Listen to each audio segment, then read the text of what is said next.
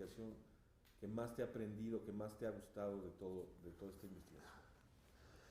Bueno, pues podría decir de una manera muy científica que me estás pisando un callo. Porque en realidad yo soy una persona que no considero que tenga una vocación genial y que desde la cuna haya dicho voy a estudiar esto, voy a estudiar esto otro.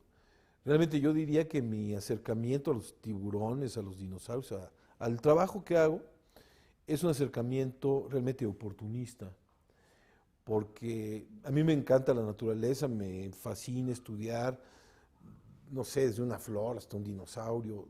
Realmente me apasiona todo, no tengo un especial interés por algo.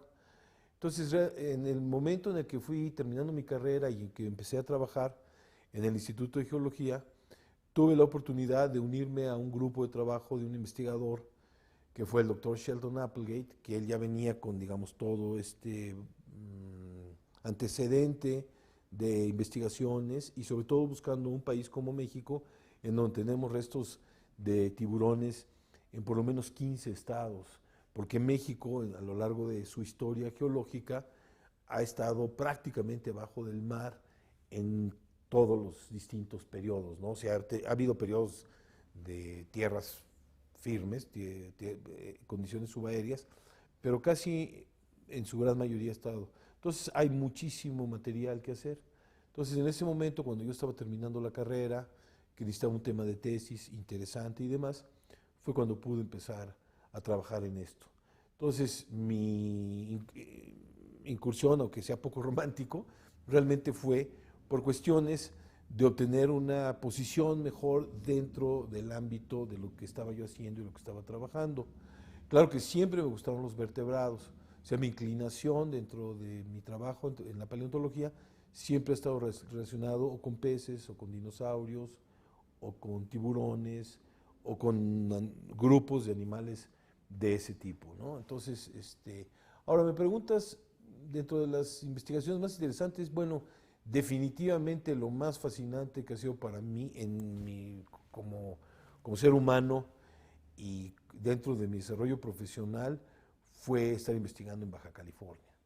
Baja California podemos decir que es un libro abierto para las ciencias de la Tierra, porque además de que tiene una historia geológica extraordinaria, que yo creo que se sale un poquito del tema de lo que estamos conversando, eh, al tener estas condiciones de falta de vegetación, del desierto, etcétera, etcétera, realmente es como si estuviéramos abriendo un libro, porque no quiere decir que otros lugares como Veracruz y demás no tengan una historia geológica muy interesante y muy importante, pero siempre el hecho de que haya una cubierta de vegetación es un impedimento para que se puedan analizar las capas. Tiene uno que buscar los cortes de los ríos, tiene que uno hacer perforaciones, o sea, tienes que hacer una serie de cosas que en Baja California o en muchos de los desiertos no lo puedes hacer, pero Baja California es más importante desde ese punto de vista que inclusive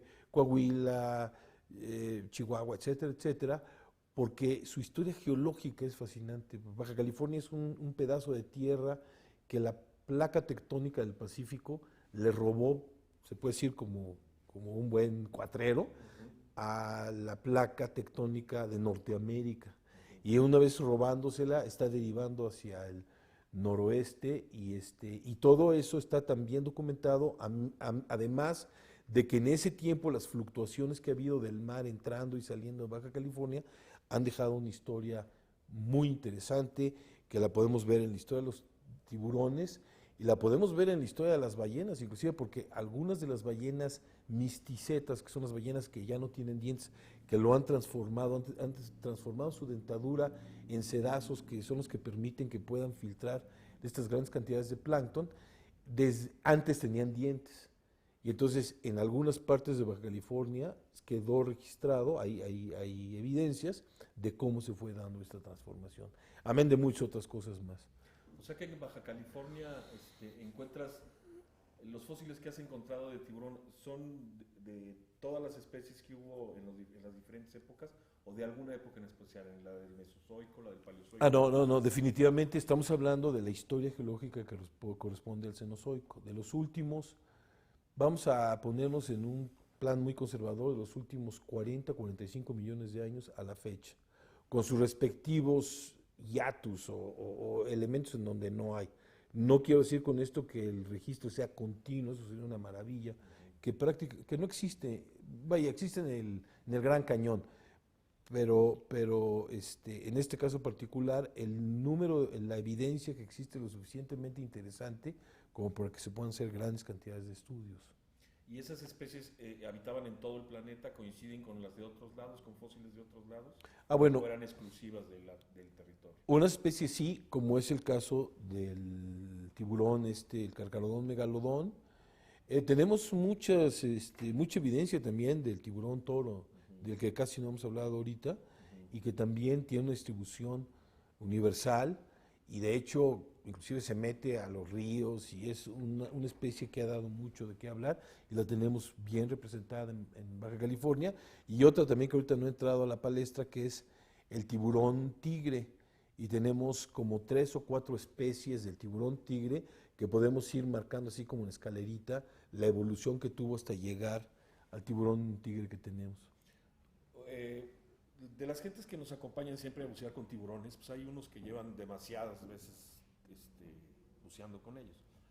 Uno de ellos me comentaba, es un buzo, ni es biólogo, no es científico, pero me comentaba que cuando el tiburón toro aparece, todos los demás tiburones desaparecen porque inclusive el tiburón toro come otra especie de tiburón. ¿Es cierto eso? ¿Tú qué sabes de eso?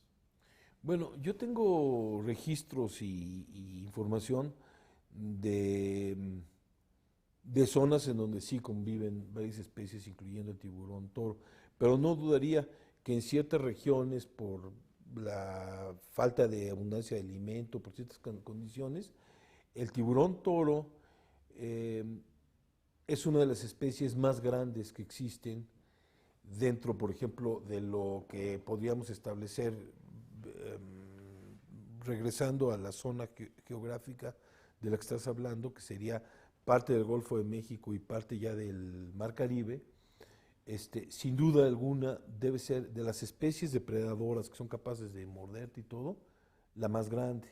Entonces, tanto en los tiburones como en otros grupos, pues existe el hecho, es decir, que siempre la ley del más fuerte o la ley del más grande es la que priva, como para pensar que eso no es descabellado, y que en ciertos grupos que se forman, realmente la cohesión de ese grupo pues sí amedrente a otros que lleguen, ¿no? O sea, no somos machos, pero somos muchos, ¿no? No sé más que decir en relación a eso, ¿no? Bueno, entonces, el tiburón toro es muy común, existe en todos los mares del mundo, Sí. está en el agua salada. ¿Qué relación tiene con sus parientes prehistóricos? Fue fue como la reducción Ya. del tiburón blanco, porque mucha gente dice que el megalodón terminó en el tiburón blanco, cosa que yo dudo un poquito porque el tiburón toro y el tiburón blanco en el mar se mueven muy parecido, pero no soy biólogo. No, bueno, el tiburón blanco y el megalodón, dependiendo del libro que leas, Ujú. van o no a tener una relación entre ellos. Para una persona como yo, que estuve estudiando bastante tiempo esto, el tiburón blanco y el Carcharodon megalodon son como primos hermanos. Es una línea de tiburones depredadores que surge hace aproximadamente unos 45, 50 millones de años. Esa línea es el nombre que tiene es Carcharodon, y de ahí se van ramificando, y el Carcharodon megalodon, como dijimos hace un momento, se especializa en ser depredador o un carroñero, pero de las grandes ballenas que existen. Y el tiburón blanco tiene una talla menor porque pasa una etapa de su vida siendo ictiófago, alimentándose de peces más pequeños, y eso muy probablemente hace que a la larga que no creciera tanto como el megalodón, pero no es que uno se haya convertido en el otro.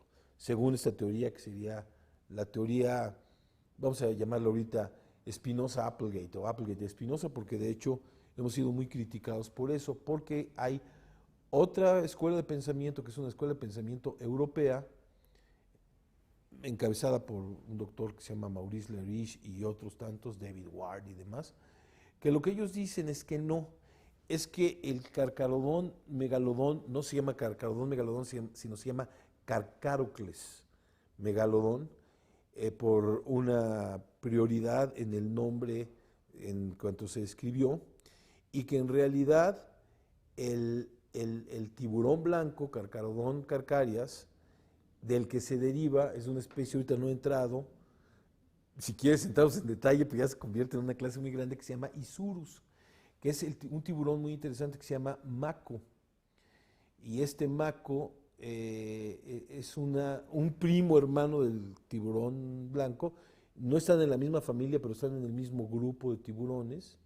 Se parecen mucho, pero la diferencia del maco y el tiburón blanco es de que en lugar de que el maco tenga este tipo de dientes, es un diente de tiburón blanco, de la mandíbula esta nada más que no se vea formado, ¿no? Lo tengo aquí afuera.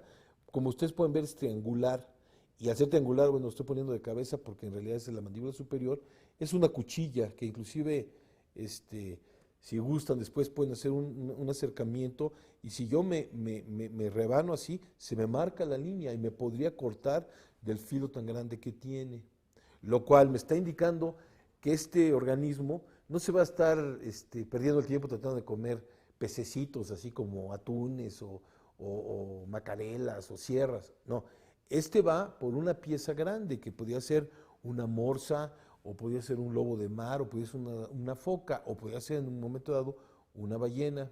En cambio, los macos de ahora, el diente es como menos de la mitad de lo grueso que es este.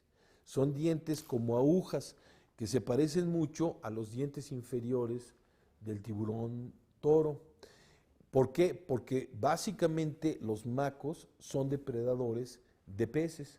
Esto es muy interesante, porque en el periódico uno muchas veces lee, el maco también se le dice en español marrajo, ¿no? Entonces uno ve en las noticias una persona que desgraciadamente tuvo un accidente con un tiburón.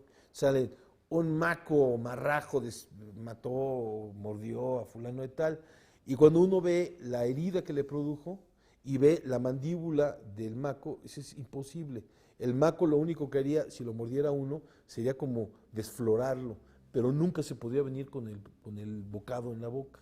Mientras que un tiburón blanco sí, un tiburón tigre sí, y un tiburón toro también, que ahorita la cámara no los ve, pero me traje algunos dientecitos o unos dientes de tiburón toro, y los tiburones toros, y está muy bien lo que tú dijiste, se parecen hasta cierto punto a los dientes del tiburón blanco, en donde los dientes de la mandíbula inferior son delgados como para detener a la presa, y los dientes de la mandíbula superior son como una sierra, como un cuchillo para cortar el pedazo y tragárselo. Entonces, ya no sé de dónde salió la pregunta, pero el hecho es que estamos hablando de las escuelas de pensamiento del Carcharodon. La escuela europea dice que el tiburón blanco fue un maco transformado en tiburón blanco. Entonces, un poco la discusión es esa.